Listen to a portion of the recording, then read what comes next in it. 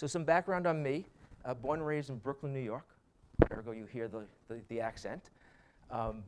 My dad was a retailer in Manhattan. His shop was just in the shadows of the World Trade Center, where World Trade Center were. My mom was a caterer.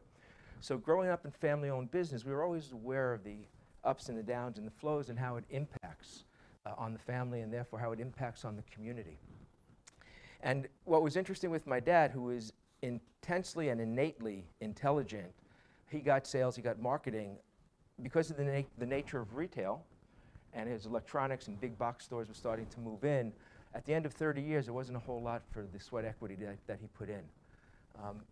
I met my wife at an early age. I was 14. We just celebrated our 39th wedding anniversary. And we had this dream of going to live in Israel.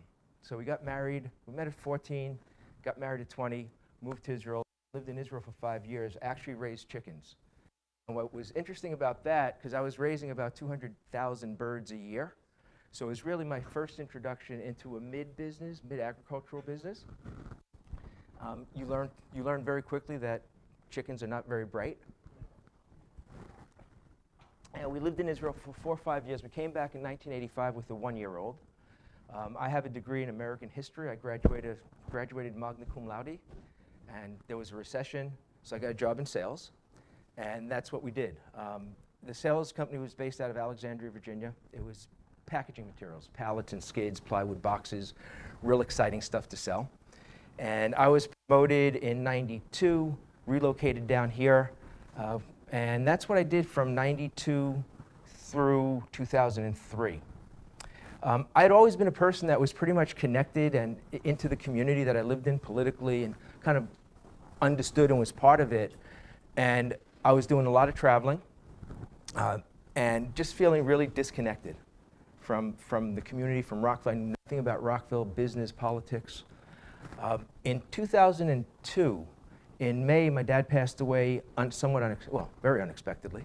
And then December, 7 months and 7 days later, my mom followed suit because she wasn't going to do New Year's without him. And when you go through who's gone through that process, it's an interesting process to go through, and I'm going to touch upon it as we get into some of these formulas that I'm going to share with you this morning. But you go through grief, right? And at a certain point, you're stuck, but at a certain point, you need to do something different. Your reaction needs to be different. My reaction was, wow, I'm really unhappy, and I'm 45, and life can end like that. I can't do this anymore. July 4th, true story, July 4th, 2003, my boss, who I worked, it was a 3-generation family. I was working directly under the 3rd generation. And he was in town. We had developed a couple of years prior to that a gift packaging line.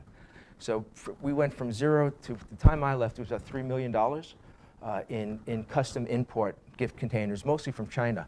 So Andy was doing a lot of traveling international, and he was back, and he said, hey, listen, I'm going to be in the office tomorrow, July 4th. Let's get together and catch up. That morning, I said to Betsy, I looked at Betsy, I said, this may be it. I'm not sure I can do this much longer. And she said, we've always landed on our feet. Whatever we've done, we've landed on our feet. Do what you need to do. And I went in, and Andy just started talking. And any fans of The Godfather? So in Godfather 1, when Michael comes out of the bathroom with the gun, and he sits down, and he's talking, this crazy.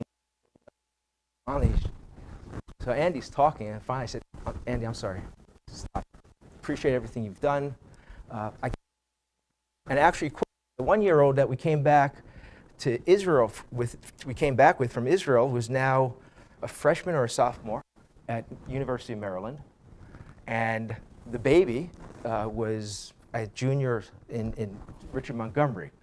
So walking away from the security of that paycheck was a pretty intense thing to do.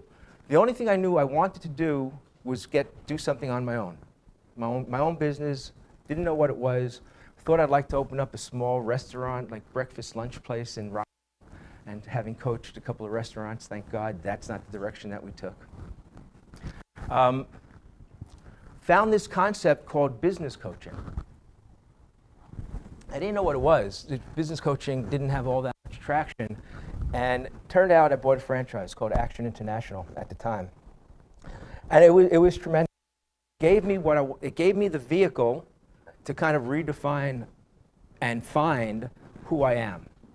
And what I mean by that, because I was so much wanting to get involved in the community, the franchise, the business coaching put me directly into the business community, which connected me to the local political environment, and which connected me to the community at large. So as a result, just a couple of things that I've done over the years, I've been the past chair, because we have the current chair of the Rockville Chamber of Commerce, past chair of Manna Food, which is Montgomery County's only food bank. I've been the president of the Corporate Volunteer Council. I do pro bono work up at the prison at Boyd's. I do a 3-part series. Much of what we're going to go through today, I go through with these guys up there.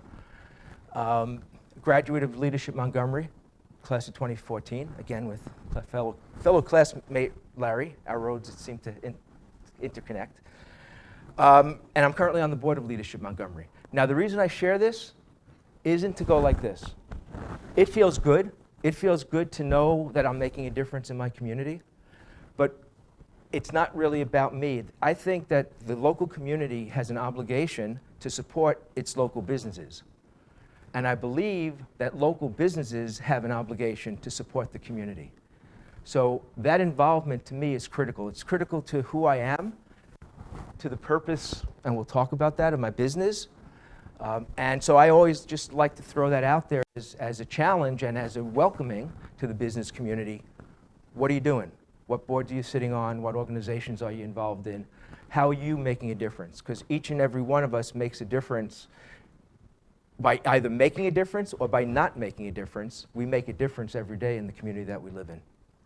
So having said that, oh, and by the way, you know that 1-year-old that we came back from Israel with, she is now into her 15th week of pregnancy. So that's pretty cool. I got to tell you that.